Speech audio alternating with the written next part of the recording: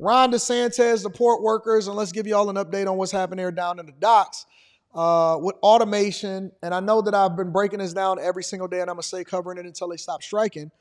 But they're basically having issues and problems because port workers are advocating for a 77% pay raise.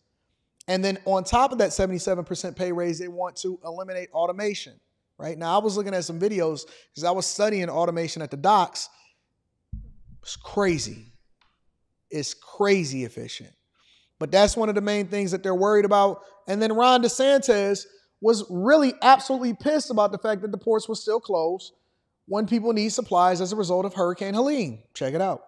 U.S. dock workers on the East and Gulf coasts have been on strike for 2 days now with no deal in sight. President Biden said Wednesday he will not intervene and force the union workers back to work. Analysts say a lengthy strike may cost the U.S. economy billions of dollars each day. CBS's Nancy Chen has the latest. No contract! No word! As dock workers join the picket lines, one word is top of mind. Our main focus right now is automation. Automation. We can't have automation. At least 25,000 union workers at 14 ports from Massachusetts to Texas are now demanding higher wages and job protections against automation, which they say threatens their industry. Between a raise and between automation, which is more important? I really think that automation is going to be more important. I mean, it doesn't make sense to pay us $100 an hour and robots are doing our work, so we have no hours during the week. Welcome to the evolution and the changing of the tides and growth in an industry. That's almost like saying, hey, we should still be riding horses when we got cars. Or we should never update the auto line to make cars more efficient or to make it more efficient for us to build vehicles. And then we basically removing the ability to capitalize off of it or make, because see, one of the arguments that they was making, and I seen the union boss, and I actually played that for you guys. And he said, yeah, man, it's a dangerous job and it'd be deaths and people dying and people get tired and they slip and fall. And I seen a box crush somebody. Well, he kind of argued in favor of automation because it removes the liability from the company because you don't have any more people to have to worry about, or you have less people doing more dangerous jobs to have to worry about, that then prevents you from having to pay huge life insurance and huge wages and healthcare coverage over to the workers. And so the workers understandably are selfish and they saying, listen, we don't want to go back to college. We don't want to get no college. We only want to get a GED, high school diploma. We don't want to have to change careers. We don't want to evolve. We want our kids to be able to take these same jobs. And more than they are scared about the pay raise, because you got to remember that the company actually met them up to like 55% in agreeing to demands as far as raising their wages. But the company is not for still keeping the same amount of people and dock workers in order to ship goods and services into the United States of America. It doesn't make sense. You got to be able to cut costs somewhere. You can't just raise costs and that be the end of it. It got to be passed over to the consumers. It got to be passed over to the people that are affected by it. And then you got to cut costs by then making it easier and safer for people to do their jobs. That's just life. It's life. I seen it in the steel mill. I used to work on the pickling lines. And the pickling lines is basically a certain type of steel, is rolled steel, that then goes through a cleaning process. That's basically an acid purification process that cleans the steel, and then it trims off the sides to the specific width that you want the steel itself, which then is shipped over into the stamping plants, and then they stamp parts out of it. And then they start to obviously put those same parts into whatever it is that you're making, whether it's a refrigerator, a washing machine, a car, whatever. Whatever steel needs, that's what they stamp those parts into being, right? And so I seen it in the pickling lines, and we had the same technology from like 40, 50 years before I had got there when I had first gotten to the plant. And they had been talking about modernizing, and if somebody was going to buy it, then they was going to completely change the pickling lines, because it took 4 of us, 5 of us, 6 of us on the back end and like 7 more people on the front end. So the back end people are the ones that, it was 3 different stations, right? So on the first station, you chop off the front of it in order to be able to feed it into the machine, right? So the first you got the crane operators And you got the person that directs the crane operator on the floor. That's 2 people right there. Then the second person, which was usually me, and then I had to learn all of the jobs. The second person was you go over, right, and then you put it on the little machine, and then I would take the machine and I would have to balance it and then roll it in there. And sometimes it could fall over depending on how bad the coil was or whatever, because it was rolled up steel. It was straight up raw hot steel. You can get burned by it. Then you had a checker. The checker had to come through and make sure that it was the exact right coil. So he would have to come through and make sure that all of the writing on there was right. That's 3 people. Then it's the fourth person, which was probably me.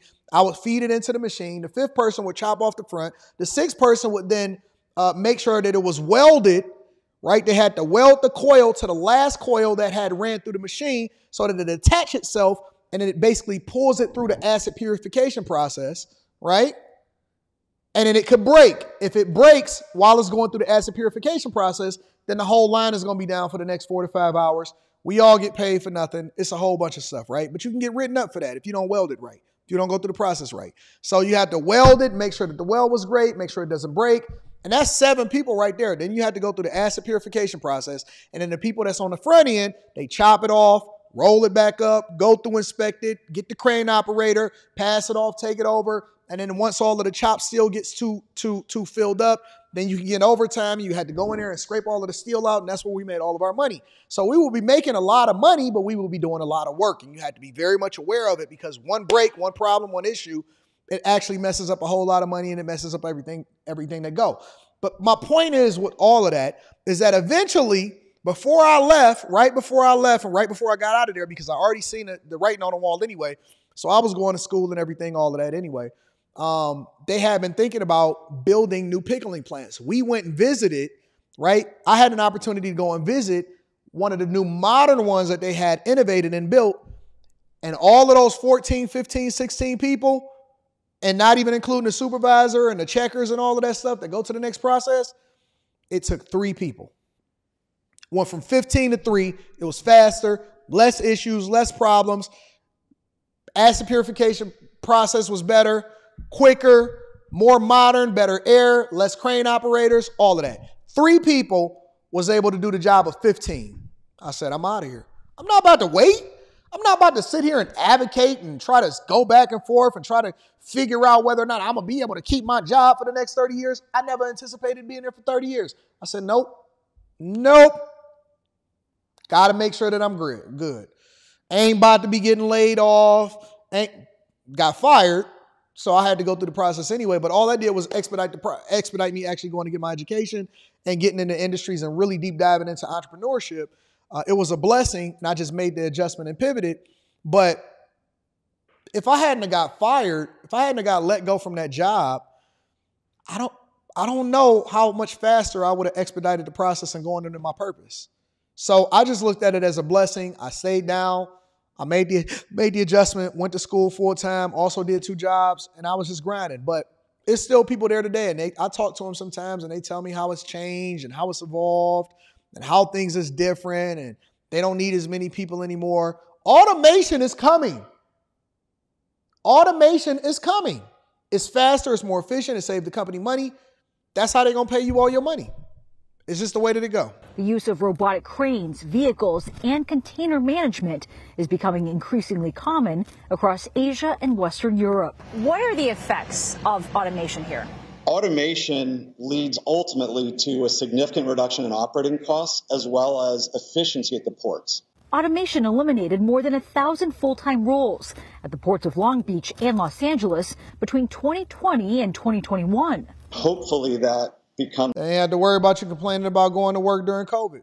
Something that other ports look at and say there is a way to resolve this, to maintain a balance of a productive workforce, but also drive these efficiencies that the economy needs. The strike could cost the U.S. economy up to $4.5 billion a day. And you have less theft. And you have less theft. A prolonged strike lasting longer than a month could drive up prices for car parts, medical devices, and construction materials. At this grocery store in New York, they're stocking up on produce and other perishables, worried some staples could soon be in short supply. If it goes weeks, a month, or more, there could be a very big effect. We'll definitely have higher prices, and we might have empty shelves. While the White House does have some authority here and members of the administration are in touch with both sides, it says it will not get involved at this point. President Biden did say today, though, that he wants both sides to come to the table and get this strike done. Wow. What a revelation, Biden. Thank you for helping us get this deal done in order to prevent America from shutting down. Honestly, I think that Biden is just completely mailing it in. Here's a longshoreman, an Alabama longshoreman, that explains about this strike and what's going on with automation and what they actually fear. You know, with that being said, that you know, we represent workers. So even during the pandemic, we had some of our people got sick out here working, trying to get the goods in and out of the country. We had people who died. Got that Loves, that coffee from Loves. Anybody that's never took a road trip or been in a truck, you know what that Loves is. And guess what? Those foreign carriers made hundreds of billions of dollars.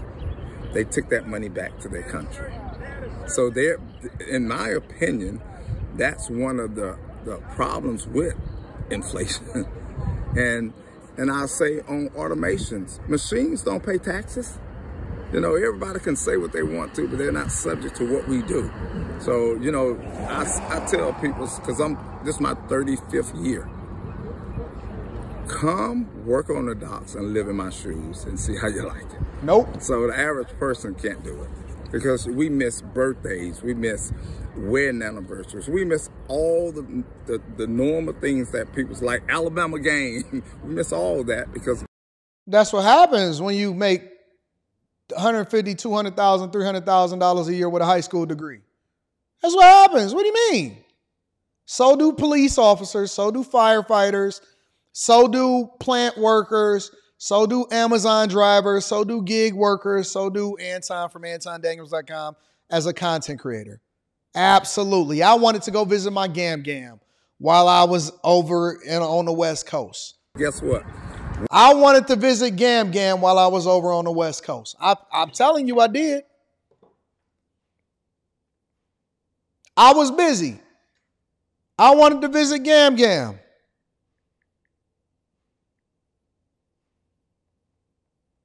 I wanted to visit my Gam. I didn't have an opportunity to. Guess what? I missed stuff all day long.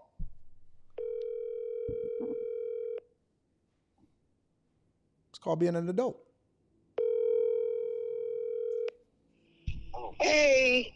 Hey, I didn't get a chance to come and see you that day. I had got super busy with work. Hello. Hey, can you hear me? Yeah, I can hear you. Yeah, I didn't get a chance. I didn't get a chance to come to your hotel room, but I'm gonna fly down there to see you as soon as I can. I got really busy with work. Yeah, God bless you. Okay, I just wanted to call you and tell you that. All right, baby. Okay. Thank you. Yep. I wanted to go visit my Gam. She's 91 years old. She said, you make sure you come to my hotel room. She was staying at the Trump. Make sure you come and visit me in my hotel room tomorrow, Anton. I want to see you again. I said, I got you. Guess what? I had to mail it in. I ain't even give a phone call. I'm just now calling. I had to mail it in, baby. Guess what? That's what men do. We have to make the sacrifice. Somebody got to suffer. Somebody got to suffer. And guess what? Sometimes it's our family. Okay, baby. I love you. I'm praying for you, honey. That's what she said to me. We took pictures together and everything. They sent me them pictures. We took pictures together and everything. Shout out to Gam. Love my grandmother. We had to make the sacrifice, though. We had to do what we had to do. You know what I'm saying? When a ship pull in, we here 24 hours, 7 days a week. So we working around the clock until that ship vessel finish. So, you know, selfish is not something that we're not. Matter of fact, we made an ultimate commitment to the United States. That's to move commerce in and out of the country. Realistically, I do understand what they're saying, though. They just doing what they got to do to try to protect themselves. But again, Change is inevitable. Evolution is inevitable. Automation is inevitable. Just stop putting, I just don't want to put, I'm never going to put I'm not going to put my life in the hands of other people.